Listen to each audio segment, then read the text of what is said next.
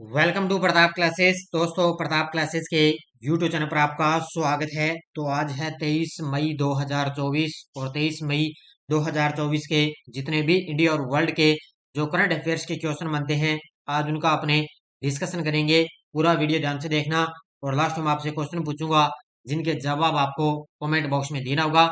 आज अपने पढ़ेंगे कि हाल ही में एथलेटिक्स फेडरेशन ऑफ इंडिया का प्रायोजक भारतीय सेना को सौंपी गई AK-203 असॉल्ट राइफल और मोहम्मद मोखबर को कार्यवाहक राष्ट्रपति नियुक्त किया गया। इनकी आज हम चर्चा करेंगे पूरे लेटेस्ट न्यूज के साथ में।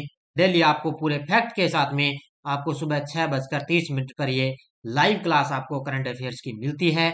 तो स्टार्ट करने जा रहे हैं आज 23 मई 2024 की करंट अफेयर्स की क्लास। सारे विद्यार्थी एक बार सेशन को लाइक शेयर करेंगे और जो साथी हमारे इस चैनल पर नहीं है तो जरूर आप चैनल को सब्सक्राइब करें और इसके पास वाले बेल आइकन का घंटा दबाएं ताकि हम जैसे वीडियो अपलोड करें उसका नोटिफिकेशन आप तक पहुंच जाएगा। तो सभी साथियों को गुड मॉर्निंग। सबसे पहले हम कल के क्वेश्चनों को रिवाइज कर लेते हैं। जापान में विश्व पैरा एथलेटिक्स चैंपियनशिप में महिलाओं की 400 मीटर स्पर्धा में किसने विश्व रिकॉर्ड तोड़ा? तो दीप्ति जीवन जी ने। क्रिकेट स्कॉटलैंड ने आगामी T20 विश्व कप के लिए किसे आधिकारिक प्रायोजक बनाने की घोषणा की? तो नंदिनी डेयरी को। किस देश के राष्ट्रपति की हेलीकॉप्टर दुर्घटना में मौत हुई? ईरान के राष्ट्रपति। कौन सा राज्य AI संचालित यातायात प्रबंधन प्रणाली शुरू करेगा? तो वो करेगा सिक्किम राज्य। नेक्स्ट देखो, वित्त वर्ष 2024 में PSU बैंकों में सर्वाधिक बिजनेस ग्रोथ किसने हासिल की? तो बैंक ऑफ महाराष्ट्र ने। किस शहर की पर्वतारोही ज्योति रात्रे ने माउंट एवरेस्ट फतेह की? तो ये है भोपाल की। ONDC स्टार्टअप महोत्सव अप्रैल 2024 में किस शहर में आयोजित किया गया था? तो ये किया गया नई दिल्ली में, इसका आयोजन किया गया। ये थे कल के क्वेश्चनों का रिवाइज हमने कर लिया। कल वाली क्लास का टेस्ट है और आज वाली क्लास का टेस्ट आपको कल तक ही मिलेगा। कल शाम तक इन दोनों क्लासों का टेस्ट मिलेगा, आज नहीं मिलेगा, बल्कि कल दोनों क्लासों का, आज वाली और कल वाली, कल शाम को दोनों क्लासों का एक साथ आपको ऐप के अंदर टेस्ट मिल जाएगा। चिंता मत करना, टेस्ट आपको कंटिन्यू आपको मिलते रहेंगे। तो सारे विद्यार्थी एक बार सेशन को लाइक शेयर करेंगे। आज की क्लास का पहला क्वेश्चन देखो, हाल ही में एथलेटिक्स फेडरेशन ऑफ इंडिया का प्रायोजक कौन बना है? कल मैंने आपको बताया था स्कॉटलैंड, जो क्रिकेट स्कॉटलैंड है T20 उसका प्रायोजक बताया था, जो नंदिनी डेयरी है वो प्रायोजक बना था। और ये है एथलेटिक्स फेडरेशन ऑफ इंडिया, इसका प्रायोजक बना है प्यूमा इंडिया। प्यूमा इंडिया तो आप जानते होंगे, आपने अपने जैसे अपने कपड़े वगैरह पहनते ना, जैसे जूते भी पहनते हैं प्यूमा के, कोई T-शर्ट भी अपने पहनते हैं प्यूमा की। तो ये तस्वीर में आप देख सकते हो, इस प्रकार है प्यूमा इंडिया का जो है लोगो। और इसके अंदर अभी एथलेटिक्स फेडरेशन ऑफ इंडिया ने प्यूमा इंडिया को अपना प्रायोजक बनाया है। देखो, पूमा इंडिया ने घरेलू और अंतर्राष्ट्रीय टूर्नामेंटों में ट्रैक और field, jump, throw, cross country running और मैराथन में भारतीय एथलीटों को विशेष रूप से प्रदर्शन किट, स्पीड सूट और ट्रेवल गियर की आपूर्ति करने के लिए एथलेटिक्स फेडरेशन ऑफ इंडिया के साथ एक बहुवर्षीय समझौते पर हस्ताक्षर कर लिए हैं। तो आगामी इनका एथलेटिक्स फेडरेशन ऑफ इंडिया का आयोजन होगा, तो वहां पर इसका प्रायोजक है वो किसको बना दिया? प्यूमा इंडिया को बनाया गया है। श्री रविशंकर को किस देश में भारतीय मूल के तमिलों के 200 वर्ष पूरे होने की स्मृति में पहला डाक टिकट प्राप्त हुआ है? श्री रविशंकर को किस देश में भारतीय मूल के तमिलों के 200 वर्ष पूरे होने की स्मृति में पहला डाक टिकट प्राप्त हुआ? तो इनको हुआ है श्रीलंका देश में। कहां पर हुआ है? श्रीलंका देश में भारतीय मूल के उन्होंने 200 वर्ष पूरे होने की स्मृति में पहला डाक टिकट प्राप्त हुआ है। कहां पर है? श्रीलंका में। तो ये है भारतीय आध्यात्मिक गुरु श्री रविशंकर को श्रीलंका में भारतीय मूल के तमिलों यानी कि IOT के 200 वर्ष पूरे होने के उपलक्ष्य में जारी किया गया पहला डाक टिकट इनको प्राप्त हुआ है। यह डाक टिकट श्रीलंका के पूर्वी प्रांत के गवर्नर सेंथिल थोंडामन द्वारा प्रस्तुत किया गया था। तो ये डाक टिकट किसके द्वारा?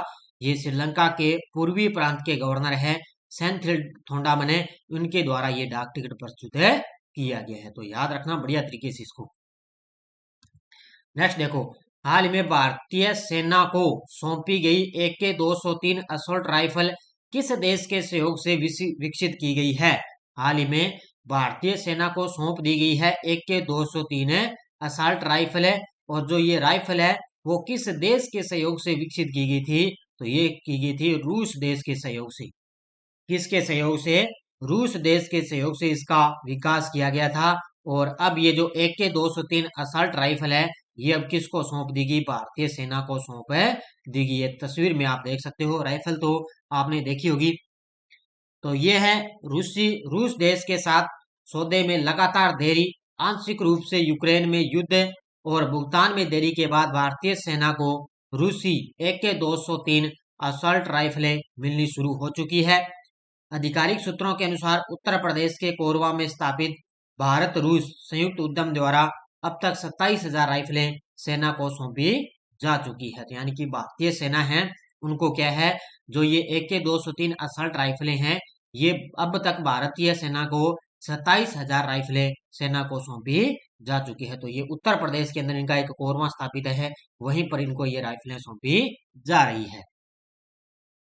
हाल ही में दुनिया का सबसे ऊंचा प्रतियोगिता स्विमिंग पूल कहाँ प्रारंभ हुआ है? हाल ही में दुनिया का सबसे ऊंचा प्रतियोगिता स्विमिंग पूल है कहाँ प्रारंभ हुआ? तो ये हुआ है भूटान के अंदर, ऑप्शन नंबर सी। यह तस्वीर में आप देख सकते हो, भूटान के अंदर दुनिया का सबसे ऊंचा प्रतियोगिता स्विमिंग पूल जो है स्टार्ट हो चुका है। कहाँ पर है?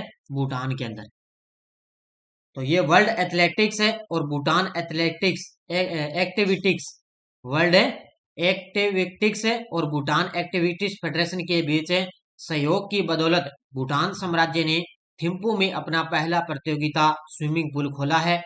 यह पुल 8 लेन तो चौड़ा है और 25 मीटर लंबा ये प्रतीत होता है, और ये दुनिया का सबसे ऊंचा स्विमिंग पूल भी है, जो 8200 फीट है या 2400 मीटर की ऊंचाई पर स्थित है। तो याद रखना, इसकी ऊंचाई याद रखना, 8200 फीट भी पूछी जा सकती है या 2400 मीटर भी पूछा जा सकता है। तो भूटान की राजधानी है थिम्पू के अंदर अपना पहला प्रतियोगिता स्विमिंग पूल खोला है। किसने?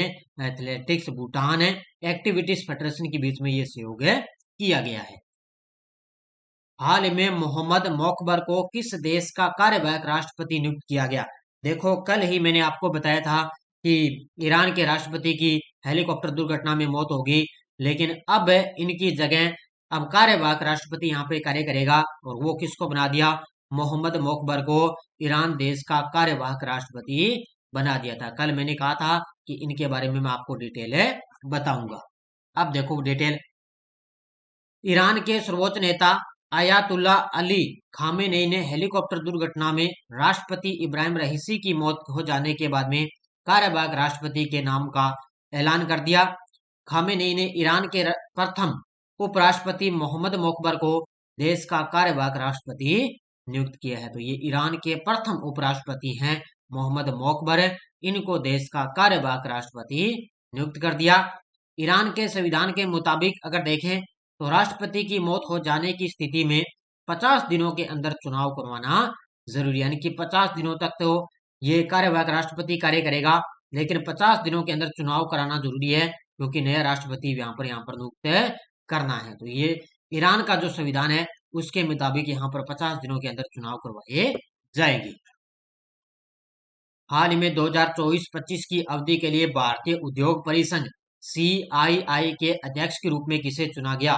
हाल ही में 2024-25 की अवधि के लिए भारतीय उद्योग परिसंघ यानी कि CII के अध्यक्ष के रूप में चुना गया है संजीव पुरी को। ऑप्शन नंबर डी, किसको चुना गया? संजीव पुरी को चुना गया है अध्यक्ष के रूप में। तो ITC लिमिटेड के अध्यक्ष और प्रबंध निदेशक है संजीव पुरी, इनको 2024-25 की अवधि के लिए भारतीय उद्योग परिसंघ CII के अध्यक्ष के रूप में चुना गया है। ये पुरी हैं जो TVS सप्लाई चेन सोल्यूशन के चेयरमैन आर दिनेश की जगह लेंगे। तो पहले आर दिनेश थे, उनकी जगह लेंगे कौन है? संजीव पुरी। तो भारतीय उद्योग परिसंघ के नए अध्यक्ष के रूप में किसको चुन लिया गया? संजीव पुरी अब आगे बनेंगे 2024-25 के लिए। अब आपको एक पॉइंट याद रखना है कि विदेश में और तेज करेंगे खनिजों की खोज। तो आपको पता है कोल इंडिया है, ONGC है, राष्ट्रीय खनिज विकास निगम है, ये कंपनियां हैं। तो ये क्या कर रही है कि विदेशों के अंदर और भी तेज इनकी जो है तेज और करेंगे भी, खनिजों की खोज यहाँ पर की जाए। तो केंद्र सरकार ने कहा कि सरकारी कंपनियां कोल इंडिया, ओएनजीजी ओएनजीसी विदेश लिमिटेड और राष्ट्रीय खनिज विकास निगम विदेशों में महत्वपूर्ण खनिजों की खोज और सक्रिय रूप से करेंगे। कोल इंडिया और एनएमडीसी यानी कि राष्ट्रीय खनिज विकास निगम पहले से ही चिली और ऑस्ट्रेलिया में काम कर रहे हैं। तो ये पहले से ही कोल इंडिया और राष्ट्रीय खनिज विकास निगम है वो चिली और ऑस्ट्रेलिया में और भी खनिजों की खोज कर रहे हैं। तो इनके साथ कोल इंडिया भी शामिल है और केंद्र सरकार ने इनको सूचना दे दी कि जल्द से जल्द और तेज करें भी, जल्दी से जल्दी खनिजों की खोज और किए जाए। तस्वीर में आप देख सकते हो ये तीनों कंपनियों के द्वारा। ये टेलीग्राम ग्रुप है, कोई सूचना आती है, कोई लिंक आ गया, कोई नोटिफिकेशन आ गया, सब आपको टेलीग्राम पर सूचना मिलती है। पिछले वीडियो क्वेश्चन क्या था, मंगलयान 2 एक ऐतिहासिक मिशन से मंगल पर उतरने वाला भारत कौन सा देश बनने जा रहा है? तो ये बनने जा रहा है तीसरा देश। बहुत सारे विद्यार्थियों ने बड़े शानदार तरीके से जवाब दिए, उन सभी को हार्दिक शुभकामनाएं। और अब देखो क्वेश्चन फॉर यू, फीफा महिला विश्व कप 2027 का मेजबान देश किसे नियुक्त किया गया? यूएसए, ब्राजील, ब्रिटेन, चीन? इसका जवाब आपको कमेंट बॉक्स में देना है। ये थी आज की अपनी बढ़िया तरीके से क्लास। तो सारे विद्यार्थी एक बार वीडियो को जाते जाते लाइक शेयर करते रहना। और अपनी ऐप के अंदर टेस्ट सीरीज चल रही है, प्ले स्टोर से प्रताप क्लासेस का ऐप डाउनलोड कर लेना। वहां पर एलडीसी की स्पेशल करंट अफेयर्स की टेस्ट सीरीज, इसके अलावा सीईटी की स्पेशल करंट अफेयर्स की टेस्ट सीरीज और आरपीएससी फर्स्ट ग्रेड और सेकंड ग्रेड के जो प्रीवियस ही क्वेश्चन पेपर हैं, अब तक जितने आरपीएससी ने पेपर करवाए हैं उनकी पीडीएफ अपलोड है और साथ में आंसर की भी लगी हुई है। और दोनों की दोनों 1 साल की वैलिडिटी है दोनों की। आज लोगे तो आपके साथ 1 साल आगामी 1 साल के लिए आपकी पीडीएफ पे ये अपलोड है रहेगी। तो ये आप ले सकते हो। और वार्षिक करंट तो आपको चल ही रही है बढ़िया तरीके से। और कल आपको इन दोनों क्लासों का एक साथ कल आपको टेस्ट भी मिल जाएगा। तो वीकली टेस्ट, मंथली टेस्ट सब आपको दिया जा रहा है। और इसके अलावा पिछले 4 महीनों का करंट मैंने करवा दिया।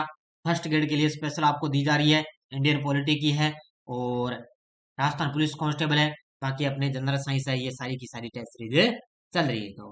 तो धन्यवाद। जय हिंद, जय भारत।